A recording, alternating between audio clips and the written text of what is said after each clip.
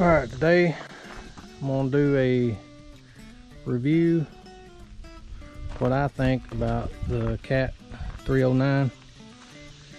I just got this machine brand new about 3 weeks ago, had 3 hours on it, and I think I've put close to 40 hours on it,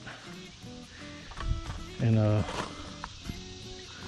have to say I'm happy with it. It's done everything that I've needed it to do, and what I do is land clearing, small logging, stuff like that. We'll do a walk around of it, and then I'll get inside and show you the screen and all that stuff, and I'll just tell you what I'll think about it. It came with a 24-inch bucket. Of course, the thumb. I would not have an excavator without a thumb. It also came with a 36-inch bucket, which I haven't even took it off the pallet yet. Mostly what I've been doing is taking down trees, and it's easier with a 24-inch bucket. It's got 2-cylinder blade. I wish it would have had an angle blade. I think you can get them with an angle blade, I'm not sure. Well, I'm sure you can, but I was hoping this one was going to come with it, but it didn't. But you don't really need it. It's hard to put in perspective. This machine, it's really compact. It's 0 tail swing. I mean, you can get in tight spaces, and even though it's 20,000 plus machine, 20,000 pound plus machine, you can still get in small places and take down, you know, big trees. It'll move a lot of weight. I'm really impressed with it. Like I said, I wish I could give you a size comparison. I would stand up under it, but I'm only 5'8", so everything looks big compared to me. Of course, the 309s, they are high flow. They've got the extra pump specifically for mulching heads and stuff like that. Of course, I didn't get a mulching head with it. I'm not sure. I'm sure I'll have a mulching head on it, you know, maybe rent one. I think a mulching head's around $25,000. You can rent one for like $100 and something a day. So, and right now I don't have the need for mulching. Mostly what I do, of course, is clearing, and I just rip it down and burn it. To me, mulching just makes a huge mess. But in some cases, I wish I'd have had a mulching head, but then other cases, mostly, I don't need it. Of course, also that depends on, I guess, where you're at. We can burn stuff around here, so a lot of places probably can't. So it's better to mulch it and do it that way. I don't remember the engine that's in this thing. I think it's either 65 or 70 horse. It does have the regen on it. It does not have def, which is good. I don't like the regen at all, but it is what it is. If anybody knows of a delete kit out there, let me know, because I will surely delete it. Just like old Black Betty's there, deleted. But anyway, so I'm sure it looks like any other excavator out there. But there is a lot of room in these compartments. I will give Cat that. I mean, I think if it came down to it and I had to work on it, which I better not have to, but you can get in here and work on stuff. And if you're a poor man like me, most of the time you have to work on your own stuff, which is okay. I do like that. Now you can see clear to the other side over there. Hoses are neat. I said you can get in here and tighten stuff or replace things if you need to. I say it looks easy, but I haven't had to do it yet. I may be cussing it by the time I get through working on it, but it did come with a, it's either 60-month or 72-month warranty. Of course, that covers your hydraulics and your engine and stuff like that. It did come with a 1,500 hour they replace all your fluids in it, so every time it needs a fluid or oil change, the Cat dealer will take care of that, which is pretty nice. Hydraulic fluid and stuff like that, it's pretty expensive, and this thing holds a lot. And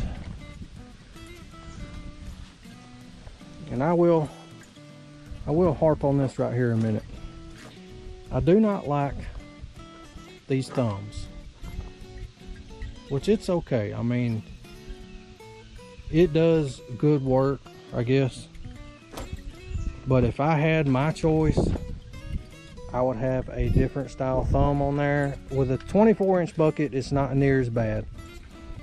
But when you put that 36-inch bucket on there, it makes picking up things short, I guess you could say, or small. It makes it nearly impossible. So when you're trying to do like cleanup, your final cleanup or whatever, it makes it almost impossible, because of course the teeth line up fine, but when your bucket is so much wider than your thumb, it's just aggravating. And I tried finding a different thumb for this machine. I wanted a more of a you know, let's dig style thumb, at least a 3-prong thumb. But of course everything is so far behind and so expensive, it just doesn't make sense. I contacted AMI. They was over 30 something weeks before you could get anything, which is, it don't make sense, because then I would have had to do without a thumb for that long. To me, basically, excavator is useless for what I do without a thumb. And it just is really aggravating. The Cat dealer, they found me a different thumb, but they wanted like $6,000 just for a 3-prong thumb. And I had no idea what it looked like, no idea the manufacturer, anything. Well, they told me the manufacturer, but I never heard of them. So it's like, nah, I just wait or just make do. But so far, with a 24-inch bucket, it's been fine. But now I say that about the 36-inch because I ordered this machine back in April, like the middle of April. I went and talked to a buddy of mine. He's the Cat dealer around here, and I put my name down for the 309. It was supposed to have been here about a month later, which would have been around May. I think it was supposed to have been here May 14th. Then they put it off another week. It'll be here next week. Still didn't come in. It was June, the first week of June, that Friday, the first week of June, it finally showed up. So what they did do, they let me rent a 308 at a very good deal. I think it was, to rent a 308 for a month's around $4,000, $4,500, something like that. They let me get it at half the price, and they factored that in with the cost of this machine, so I didn't have to pay that up front, which was really good. You know, the Cat dealer around here will take care of their people. They've always taken care of me. You know, no matter, I got a 305, I've got a skid steer that's all Cat, and they've always took care of whatever I needed. We've rented a lot of things from them, and they've always been over backwards to get us what we've needed. And I'm no big time operation. I mean, I'm a one-man show. My wife helps me. I am nobody special, and they've always treated me like, you know, I was a big name in town. So that's why I went with this Cat, is because the dealer is right down the road. They've always been over backwards, and I know I'm not going to have any trouble getting things that I need. The machine may blow up tomorrow, but I know they'll take care of it. So anyway, so they let me have a 308 until mine came in, and I kept asking, like, okay, well, what's going to happen when my time runs out on the 308? They said, don't worry about it. You're going to keep that machine until your 309 comes in. So kind of a comparison between this and the 308. The 308 was a great machine. I was really impressed with it.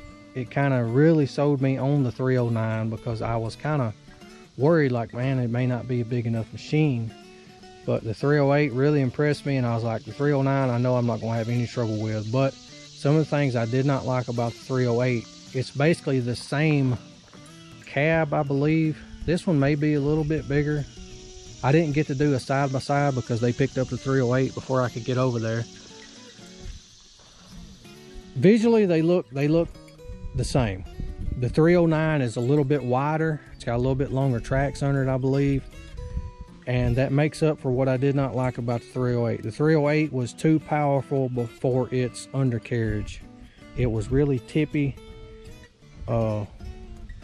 It's not very well balanced. Now, it's a strong machine. It's a great machine, but to me, they need to, I would not have a 308 class because it's too stout for its undercarriage, if that makes sense to me. I mean, you're cowboying it most of the time, and a lot of you excavator operators know what I'm talking about, and that's really aggravating.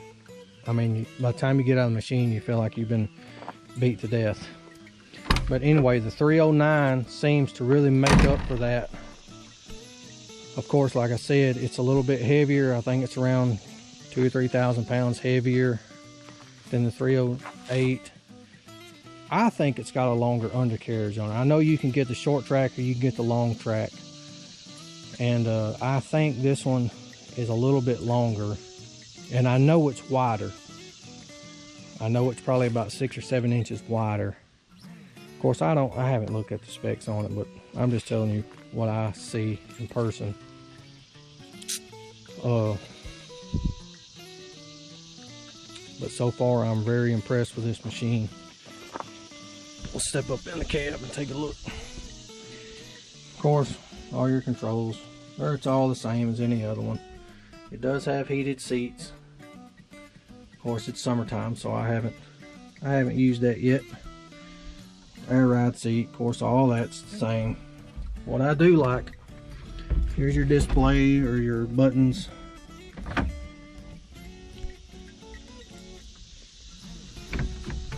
What I do like is this display. Turn the key on. What I don't like is it seems to take forever to boot up. Well, it didn't that time. If you haven't been running it, check out that's harrys.com, code 7711. Enjoy. If you haven't been running it like for a few hours and you go to boot it up, it seems to take a little bit longer, but after you've run it, just like then, it booted up pretty quick that time. So maybe I just don't know what I'm talking about. Anyway, of course, you got the fold up window and all that, and this bottom one actually picks up too. It's got air conditioner vents everywhere in this thing. Behind you, cab light. This window opens to the side. This window opens. To me, you got really good visibility. I'm not sure, but you can change this camera, but I always keep it on. I like to see what's around me at all times. You've got that mirror right there. You can see if you tail swing. You'd have to be right up on something to tail swing. I think this thing sticks over the tracks maybe a couple inches. It's not much. So you'd really have to be right up on something to hit something in this thing. But I do like this display. It's all touchscreen. So I go to the radio, I can Bluetooth, which usually I always Bluetooth my phones or whatever. You know, click on home, you can change your air conditioner settings. You know, and you can also do all this over here with these controls. So I can go up and turn the knob, change the temperature, select that, or I can hit the home button and it'll take me all the way out. You know, anything you can do right here, you can do over here on your manual buttons. It is a hydraulic quick coupler. I will never have another excavator without that, because when you're doing work like I am, or you know, if you have more than one attachment, it saves you so much time. I'll never have another excavator without that. My 305 has a manual quick coupler, which means I got to take a wrench out there and turn on it, and it's just, there's no comparison. Of course, you got all your, these are your quick functions. You know, you can set this up however you want. Continuous flow. We don't need that on.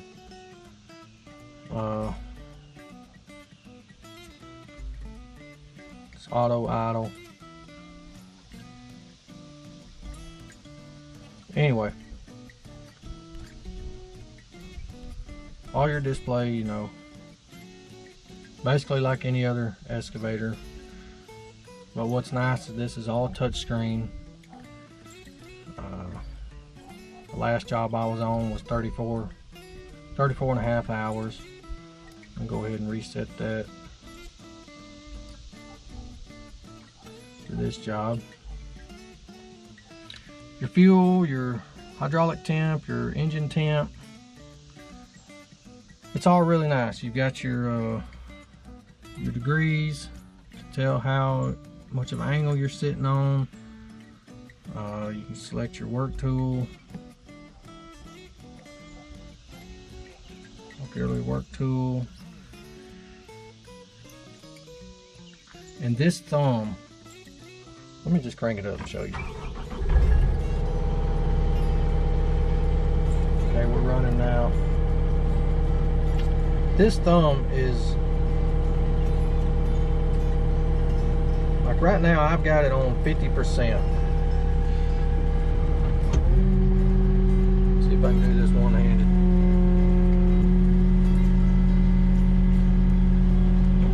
This thumb is unbelievably fast. You know, I'm in my 305 and I'm thinking it's doing something, but then I get in this thing. This is 50% flow.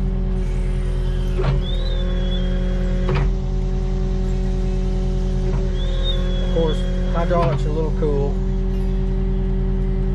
but to me, this thumb is, it makes things so much quicker when you're grabbing stuff. We'll go on up.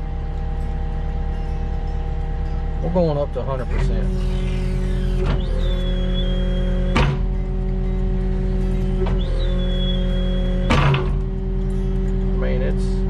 I keep it on around 50 because that's a good speed for me. But that right there makes all the difference in the world when you're picking up stuff and you're trying to get stuff cleaned up. But anyway, like I said, I bought this thing brand new. Had basically 0 hours on it. I put 38.7 hours on it. Another thing about this, it's got this smart feature.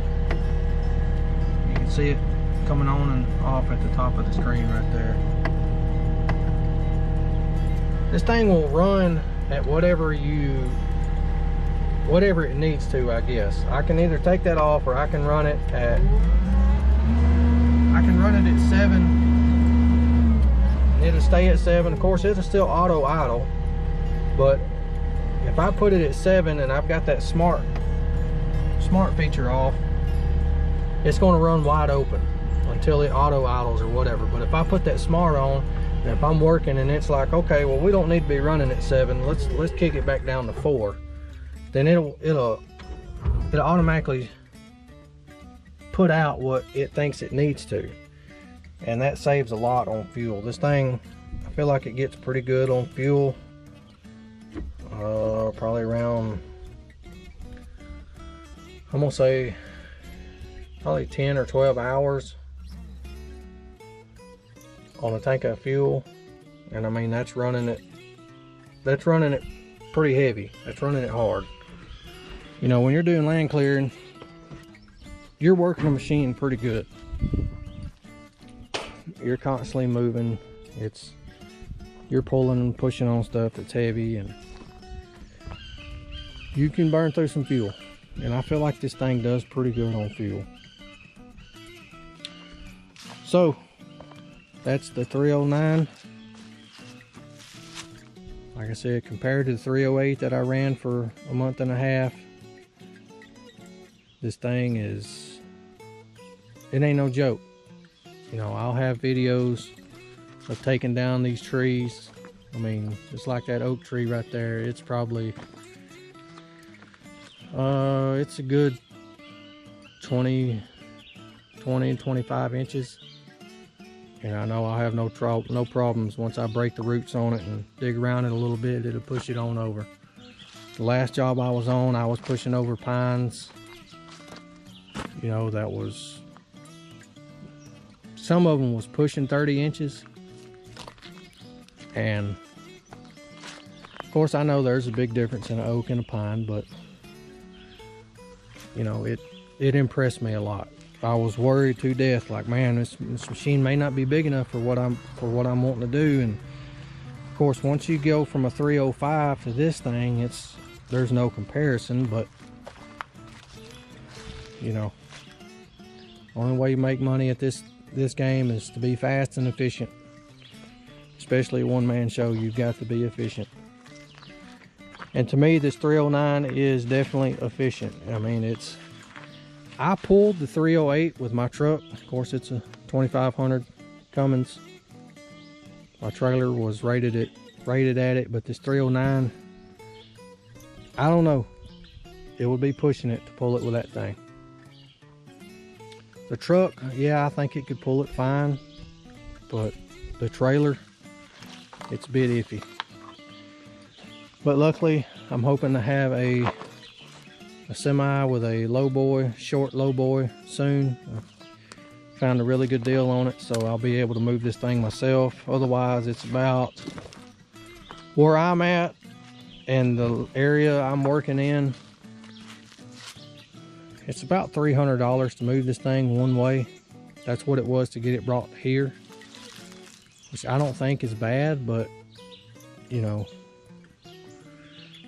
in my area in North Mississippi, folks just aren't loaded with money. So you have to be economical doing this stuff. Otherwise, you don't have any work. And when you look at $600 for a job to move your machine there and off, you know, that's a good bit of money to not to pay yourself or invest in yourself. So that's why I'm getting my own truck and trailer. And if I hadn't got such a good deal on it, there'd be no way. But anyway, hopefully in future videos we can see that, how it all comes together. But that's my take on the 309. And I'll just be up front with you how much this machine cost me.